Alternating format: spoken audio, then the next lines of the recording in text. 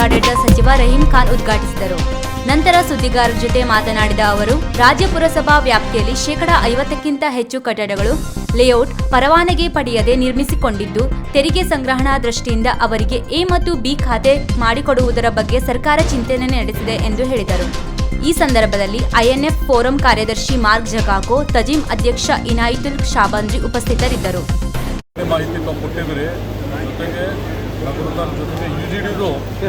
ನಾನು immediate meeting ಮಾಡಿಸ್ತೀನಿ. ಇದ್ರ ಬಗ್ಗೆ ಸೀರಿಯಸ್ ಆದರೂ ಯಾರು ರೆಸ್ಪಾನ್ಸಿಬಲ್ ಅದ್ರ ಮೇಲೆ ಆ್ಯಕ್ಷನ್ ಇಲ್ಲ ಸಸ್ಪೆಂಡ್ ಮಾಡಿಸ್ತೀವಿ. ಓಕೆ ಸರ್, ಇನ್ನೊಂದು ಆ ಟೆಂಪಲ್ ಹತ್ರ ಯೂಟ್ಯೂಬ್ ನೀರು ಹೋಗ್ತಾ ಇದೆ. ಅಲ್ಲಿ ನಾವು ಮುನ್ಸಿಪಾಲ್ಟಿಗೆ ಹೇಳಿದ್ರೆ ನೀವು ಅರ್ಜಿ ಕೊಡಬೇಕು, ಅದು ಮದರ್ಸಿ ಮಾಡಬೇಕಲ್ಲ ದೇವಸ್ಥಾನದ ಕೆಲಸಗಳನ್ನು. ಅದಕ್ಕೆ ಸ್ವಲ್ಪ ನೀವು ಯಾಕೆ ಕರೆದು ಮಾಹಿತಿ ಕೊಡ್ತೀರ ಅವರಿಗೆ?